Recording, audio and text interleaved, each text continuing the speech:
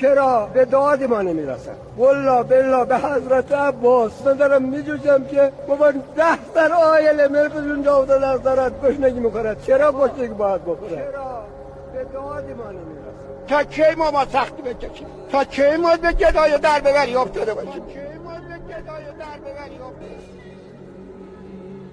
مردم اسیرن به حضرت عباس. مگه مسلمانی این طور است که این مسئولین ما هستن؟ مسلمان اگه نیستن اقل همه ما سه گفت آزاد مرد باشد.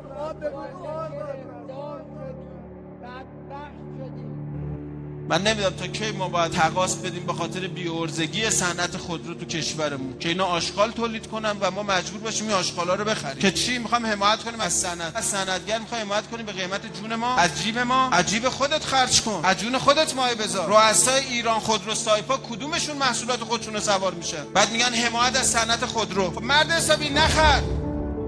حاج آقا میدونی چقدر اونجا کار میکنن؟ تو میدونی چقدر کشته میشن تو جاده هامون؟ میدونی چقدر قطع نخا میشن؟ میدونی چقدر ناقص العضو میشن؟ میدونی چقدر دختر درب داغون شده که مونده تو خونه تو همین تصادفا به خاطر بیکیفیتی خودرومون؟ تصادفه یک کشته میده، چند تا مجروح میده، چند تا قطع نخا میده، چند تا نقص عضو میده. سر چی؟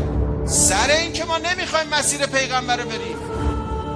مسلمون به ریش و عمامه و عباب و نماز و تسبیح و انگشتر نیست آقا. مسلمونی به رفتاره. وگرنه ما جنس آشغال تولید کنیم. اینا ایران خودرو قرآن میذاره تو داشبورد. خجالت داره. اون خیانت به اون قرآن که میذاره تو داشبورد ماشین. تو کارتو قرآنی انجام بده، نه ادا درا. تو جنستو با کیفیت تولید کن. اونی که داره ماشین قرآنی تولید میکنه بنز آلمانه، بی ام و آلمانه، فیات ایتالیاست، نه تو. اونی که قیامت من و شما رو به پیغمبر نزدیک میکنه عمل ماست، نه اسم ما. وگرنه صدام هم اسمش حسین بود ولی منطقش یزید بود. این همه آدم کش. به اسم نیست که، به عمله. تعارف نکنید با خودتون. امنیت نیست تو جامعه. شاید 100 بار این صحنه رو دید. مثلا دست فروشیه، مامورین سد معبر شهرداری میریزن له میکنن بساط طرف رو. مثلا حق شرعی ندارن، خلاف این کار. بساط طرف رو له میکنن، میبرن مثلا طرفم میدو التماس میکنه، هیچ کم باش کاری. شما هم حرف بزنی با شما برخورد. چون اون روزی که اینا این کارو کردن هیچکی نگفت، امروز به جای رسیدن میذاریم تو سینات میگه برو پتو ربطی حرف نزن. حالا شد قانون بساط یه بدبختی که میخواد دزدی نکنه دیگه، قاچاق نفروش، بساطشو له میکنن، تو هم تذکر میدی میزنی تو سینات برو پی کارت. تو هم پروگری کنی میان میبرن.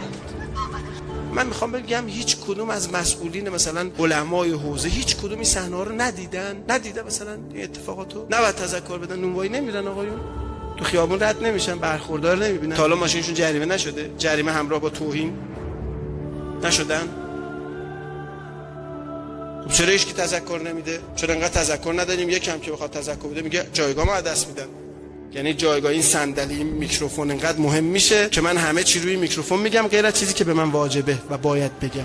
وقت جامعه رنگ دینی داره، یعنی همه محاسن دارن، نماز جماعت میخونن، نماز جمعه میرن مسجد داریم، هر روزم گنبدهای مساجد بزرگتر میشه. 2 روز دیگه رو خونه هاشون هم بعضیا گنبد میسازن، رو دانشگاه هم گنبد میسازن، رو فروشگاه هم گنبد میسازن. از مظاهر دینه دیگه، ترویج دینه. بعد یه دفعه تو روزنامه میزنه فلان کسک انقدر 1000 میلیارد مثلا برد. با چه سندی بهش وام میدی که پولو میبره؟ خب هی میگن اختلاس شد. خب پول برگشت دیگه، اونا شما خبر نده. پول برگشت بالاخره یا برنگشت؟ با آقایی که خورده رفته پول برنمیگرده، ما نمیفهمیم چی میشه. خب این پولا رو از کجا آورده بانک؟ شما بردی پول گذاشتی تو بانک. پول از مردم جمع میکنی به اسم قرض الحسنه، بعد وام میدی به کارمندای خودت. فقط وامای سنگین قرض الحسنه به ملت که میرسه وام ندادی. پول مردم رو جمع میکنی خرج کارمندا خودت میکنی. خودت اونی که این قانونو گذاشتی. بعدم هی 1000 میلیارد کی بهم داره میره. خب ما کردیم این کارا رو، ما به بانک اعتماد کردیم. کی به ما گفت به بانک اعتماد؟ بانک الان شده یه امامزاده، منتها امامزاده‌ای که کور میکنه، شفا نمیده. کجا پناهگاه توئه بهش پناه ببریم؟ 50 میلیون وام مسکن میدن، 110 میلیون پس میگیرن. این که اسمش نزول نیست ان شاءالله. منم میگم نیست، این پدرجد نزوله.